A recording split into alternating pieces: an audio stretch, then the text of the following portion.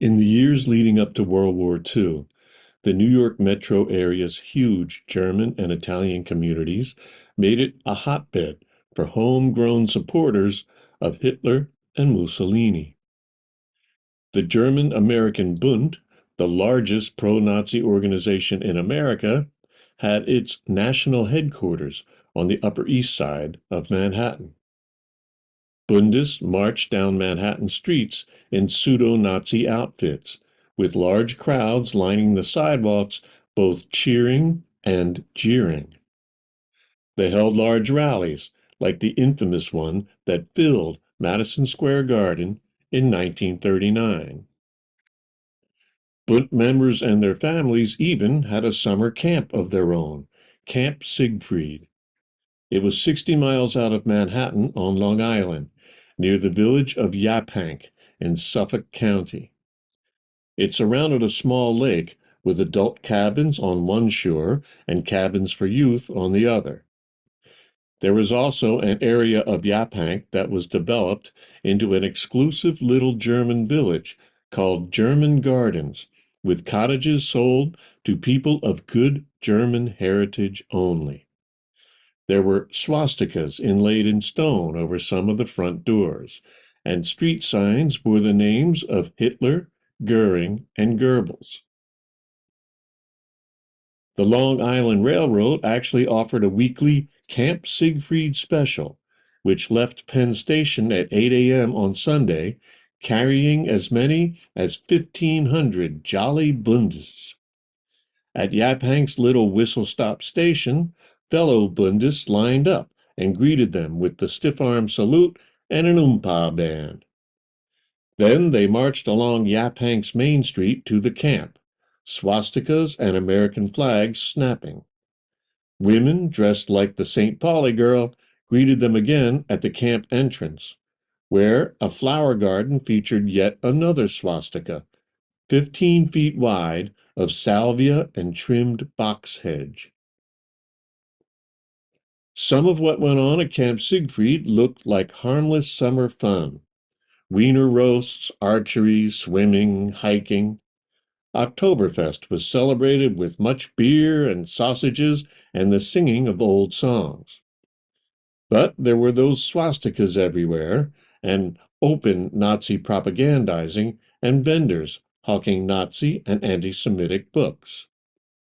Most troubling to outside observers, boys and girls were uniformed and trained like Hitler Youth, marching and Sieg Heiling in unison. On any given summer weekend, there could be several thousand people at the camp, but on special occasions, the gatherings were very much larger. A celebration in the summer of 1937 drew 25,000, who cheered and Sieg Heiled as Bund leader Fritz Kuhn and his Hitler Youth marched along with members of an anti-Soviet National Russian American League and black-shirted members of a pro-Mussolini club from Italian Harlem. On German Day in August 1938, the crowd swelled to an estimated 40,000. Kuhn declared the camp an Aryan paradise and part of Germany in America. By that point, locals were feeling overrun. Yaphank was a quiet village in the midst of potato and cauliflower farms. It wasn't just all the swastikas and Sieg Heiling, but the hordes and the traffic and the trampled strawberry patches that began to get to them. For the first couple of years, local businesses, restaurants, service stations, groceries, farmers with fields for parking, had welcomed the Siegfrieders and their money, and many advertised in the Bund's newspaper. Some were happy to put ABC signs standing for Always Buy Christian in their windows. After all, the overwhelmingly white Anglo-Saxon Protestant Suffolk County was also home to a contingent of the Ku Klux Klan.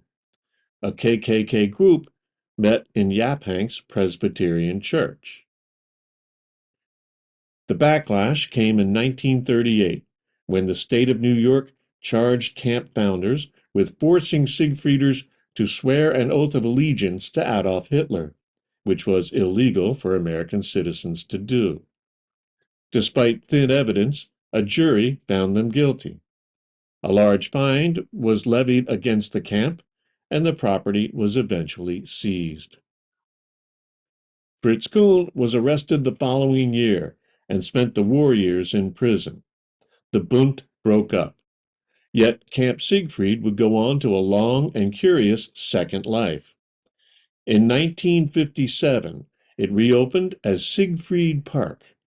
Hitler Street and Goering Boulevard had been renamed, but one legacy remained.